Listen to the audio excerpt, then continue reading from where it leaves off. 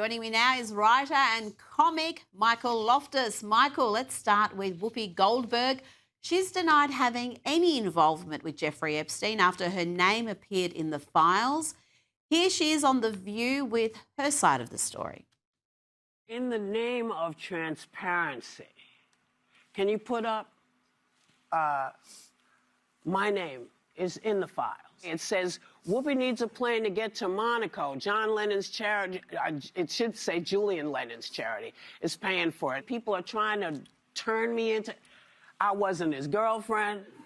I wasn't his friend. You were too old for him. I was not only too old, but it was at a time, you know, where this is just not, you used to have facts before you said stuff. But Trump. Michael, what's your reaction to that? Interesting that to support a charity, she needs a private jet to Monaco. I mean, I would have thought you'd just jump on a plane, pay for your own airfares, but put that to one side. What's your reaction to that? I feel bad for Whoopi Goldberg. This is so cringy. She could have like bought a ticket. She could have hired a jet. There's service. She wanted to be close with Jeffrey Epstein. She wanted in. This was her excuse to ask him for a favor. And she doesn't say his response. He just wrote back 2 words. No thanks. So Jeffrey Epstein, who's world famous for like, oh, he likes women, he likes the ladies, he likes to party. And Whoopi Goldberg is like, hey, want to hang out? And he's like, no thanks. Oh, Jeffrey Epstein turned her down. She's going to be going to therapy for years to get over that. And yeah, the private jet thing, it's not a good look. But it's got to be said, there are a lot of names in the files that aren't guilty, but there are also names who deserve far more scrutiny. In the US at the moment, you've got saturation coverage of this Nancy Guthrie story, the suspected kidnapping of TV host Savannah Guthrie's mother. It is a terrible case, but the coverage, Michael, has just been completely out of whack when you consider the coverage of the Epstein files.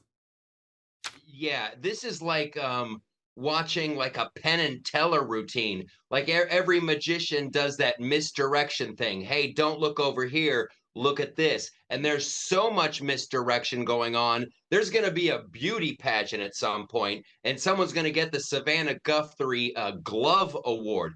I can tell you everything about this woman. It's wall-to-wall coverage. You've got like 9 billion terabytes of emails, videos, photographs, lists of everything with Epstein. But they're like, ooh, what do you think Savannah Guthrie, what do you think she got when she went out to lunch 2 years ago? I don't care. Yeah. Somebody tell me about Epstein. Yeah. Tell me about people getting arrested, for the love of God.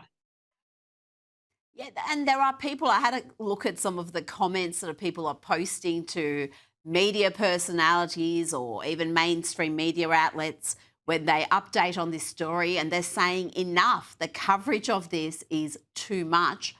Focus on some other stories.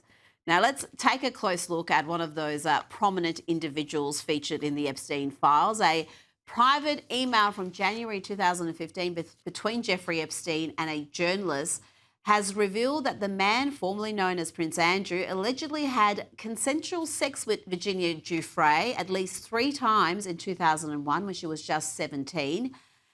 When the pedophile financier replied, he did not correct the journalist who stated it as a fact that the former prince had slept with the trafficking victim. Michael, Landon Thomas Jr., who at the time was with the New York Times, advised Epstein to distance himself from Andrew because he had sex with Virginia. He wrote, I think the big issue is separating yourself from Andrew. I mean, in the end, he had consensual sex with Virginia and Virginia worked for you. The rest is atmospherics. You have moved on, exclamation mark. People don't know that and can't accept that unless you say as much. I can't believe that we've got a New York Times writer giving PR advice, crisis management advice to a convicted pedophile, Michael. Yes, Jeffrey Epstein, who ran like a global criminal organization, who Reuters is now saying that it's reaching the levels of crimes against humanity. And he's He's calling a New York Times journal. The New York Times, it's supposed to be, oh, we're about objectivity and journalism and cold hard. This is like the guy who ran the Hindenburg talking to the gas station attendant about fire insurance. This is the craziest thing I've ever seen. Now, the former prince has also been ghosting the US House Oversight Committee probe into his relationship with Jeffrey Epstein, the committee revealing that Andrew has not yet responded. Michael, this comes as his ex-wife Sarah Ferguson is moving to dissolve 5 of her companies amid this Epstein fallout.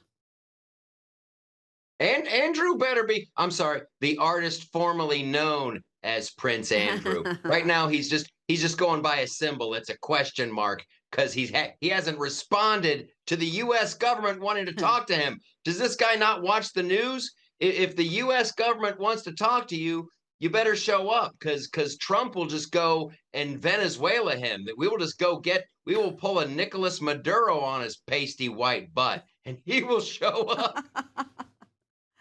Oh, well, yeah, that is a threat that anyone would take seriously. And I'm tipping his protection isn't as good as what Maduro would have had. And they didn't seem to help him out too much. Now, this next story, I could not believe. This story about Kim Kardashian and F1 star Lewis Hamilton, that they're dating. Now, normally that wouldn't be that surprising, to famous people getting together, except Lewis Hamilton has previously dated Kim's younger sister, Kendall Jenner. Michael, fans online are up in arms about this. They're calling this coupling disgusting. Are they being unfair because love is love and you can't help who you fall in love with? You know what? I think the public is being very fair. This is disgusting, but maybe they're really trying to. Maybe it's getting the most out of the day. They're going to save so much time at Christmas dinner that you don't even have to make the introductions. Like, I think you know Mom. I think you know him. You definitely know my sister. You know her in the biblical sense. I don't know. Oh gosh. Or maybe he's a race car driver and he's just going to speed run the whole family. Mom is on his list. Who knows? Well, yes, Chris is looking very good these days, but the Kardashian men don't do too well. There's a bit of a curse when it comes to men who get together with one of the sisters or even men within the family. So Lewis Hamilton better be careful about that, Michael, because he's in a very dangerous occupation. He's got to be very careful. Michael Loftus, thank you so much for your time tonight.